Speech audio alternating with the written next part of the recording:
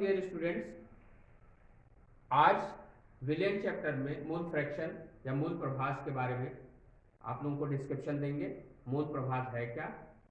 अगर अभी तक किसी ने मेरे चैनल को सब्सक्राइब नहीं किया है तो चैनल को सब्सक्राइब कर दें। चैनल को सब्सक्राइब करके बेल आइकॉन को दबा दें और ऑल सेलेक्ट कर दें ताकि लेटेस्ट वीडियो अपडेट आपको मिलती रहे। चलिए जानते हैं सबसे पहले मूल फ्रैक्शन क्या है। मूल फ्रैक्शन को जानने से पहले हम जानते हैं सॉल्यूशन क्या है। तो सॉल्यूशन की डेफिनेशन मैंने पिछली वीडियो में बता दी थी, बहुत अच्छी तरह से सॉल्यूशन को बता भी दिया था। तो फिर से जान लेते हैं, रिकैप कर लेते हैं कि किसी भी दो या दो से अधिक पदार्थ का समांगी मिश्रण यानी होमोजेनस मिक्सचर सॉल्यूशन कहलाता है। विलयन क्या होता है? फिर से जान लीजिए, दो या दो से अधिक पदार्थों का समांगी मिश्रण या होमोजेनस मिक्सचर क्या कहलाता है? सॉल्यूशन कहलाता है।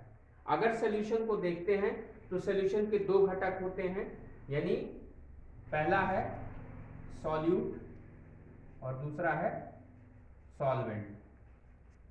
सॉल्यूट और सॉल्वेंट मिक्स होकर के होमोजेनस मिक्सचर बनाते हैं और कहलाते हैं सॉल्यूशन। यानी ये है विलेय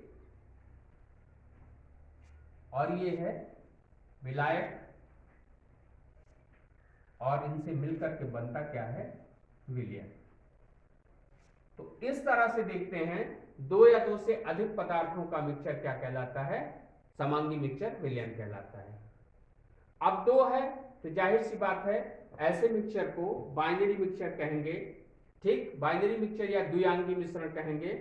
यानी द्विआंगी इसलिए क्योंकि इसका एक अंग सॉल्यूट है और दूसरा सॉल्वेंट है। कभी कभी सॉल्यूट और सॉल्वेंट की संख्या में वृद्धि भी हो जाती है। कभी कभी एक सॉल्यूट दो से सॉल्वेंट, या दो सॉल्वेंट एक सॉल्यूट, या एक सॉल्वेंट दो सॉल्यूट, या कभी कभी दो सॉल्यूट दो सॉल्वेंट भी हो सकते हैं। कहने का तात्पर्य चाहे दो हो या दो से अधिक पदार्थ हो, उनका समान मिश्रण होना चाहिए, होमोजेनस मिक्सचर होना चाहिए, तभी वो सॉल्यूशन कहलाता है। तो जाहिर सी बात है सॉल्यूशन में उपस्थित घटक कण, घटक कण कौन से हैं? कंपोनेंट कौन कौन से हैं? ठीक, सॉल्यूट और सॉल्वेंट, इनका अपना कुछ मूल अंश होता है। उस विलयन में इनका कुछ अपना मूल अंश होता है। उस मूल अंश को ही इनका मूल फ्रैक्शन कहते हैं। तो जाहिर सी बात है किसी भी सॉल्यूशन में मोल फ्रैक्शन निकालने के लिए, जैसे मान लेते हैं सॉल्वेंट का निकालना है या सॉल्यूट का निकालना है मोल फ्रैक्शन, तो निकालेंगे कैसे? उसके लिए एक छोटी सी डेफिनेशन दी जाती है कि किसी भी विलयन में उपस्थित घटक कण चाहे वो सॉल्यूट हो चाहे सॉल्वेंट हो, का मोल प्रभाज इनके मोल तथा सॉल्यूशन में उपस्थित समस्त मोलों की संख्या के अनुपात कहते हैं। ठीक है, जाहिर सी बात है जैसे हम विलेय का ले रहे हैं, विलेय का मोल फ्रैक्शन ले रहे हैं, तो विलेय का मोल फ्रैक्शन निकालने के लिए विलेय का मान लेते हैं इनका n मोल है, ठीक है, और इसका कैपिटल N मोल है, और यहां पर बनता क्या है? Small n plus capital N मोल। जाहिर सी बात है, यानी अगर विलेय का n मोल लेते हैं, विलायक का कैपिटल N मोल लेते हैं, तो विलयन जो प्राप्त होता है n plus n total mole होता है। ठीक है, अब मान लेते हैं कि हमको n का मोल फ्रैक्शन निकालना है, यानी the mole fraction of solute.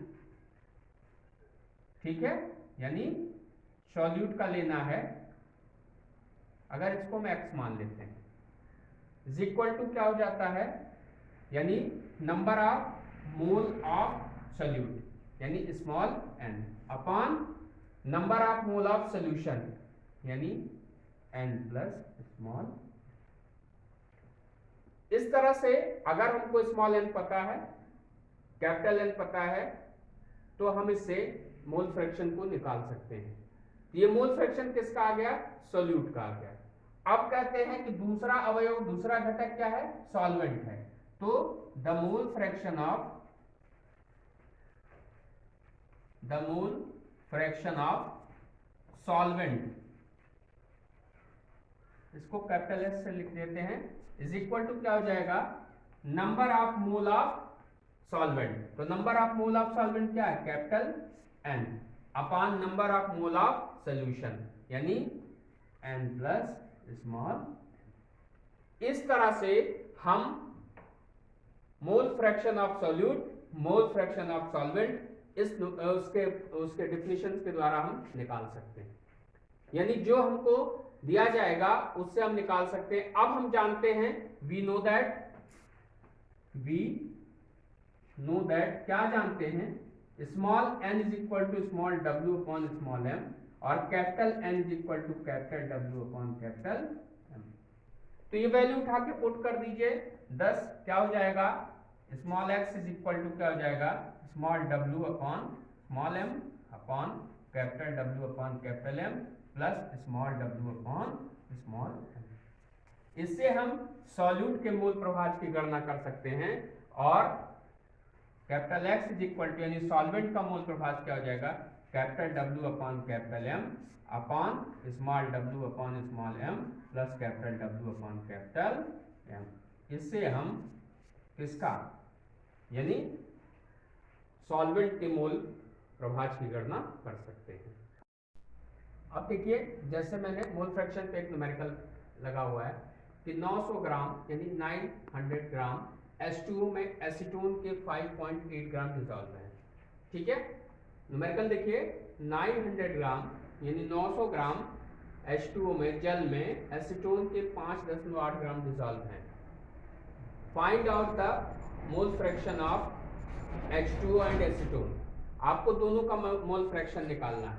तो जाहिर सी बात है कि H2O इसमें क्या होगा, ये सॉल्वेंट होगा, ठीक, और एसीटोन यानी CH3 का होल ट्वाइस CO, ठीक है, ये इसमें क्या होगा, सॉल्यूट होगा। ठीक है, तो इसमें इसके मोल फ्रैक्शन की गणना करनी है। तो मोल फ्रैक्शन की गणना करने के लिए सबसे पहले क्या करेंगे, ठीक है, capital N is equal to क्या, capital X is equal to capital N upon N plus, इसको करेंगे। इसके लिए क्या करेंगे, capital W upon capital M upon capital W upon capital M plus small w upon small m। ये formula use करेंगे। तो चलिए देखते हैं। अब करते क्या है, स्मॉल w यानी ये किसका है, एसीटोन का है। एसीटोन का दिया हुआ है 5.8 ग्राम अपॉन स्मॉल कैपिटल W है, ठीक है, capital W upon capital M है। कैपिटल W कितना है, 900 अपॉन जल का यानी वाटर का, ठीक, मॉलिक्यूलर वेट क्या होता है 18 अपॉन 900 बटा 18 प्लस 5.8 ग्राम दिया हुआ है। और एसीटोन है, एसीटोन का फार्मूला होता है CH3 का होल ट्वाइस CO अर्थात 58 अपॉन 58। इसको निकाल देंगे, x is equal to approximate आ जाएगा 50 अपॉन 50 प्लस 0.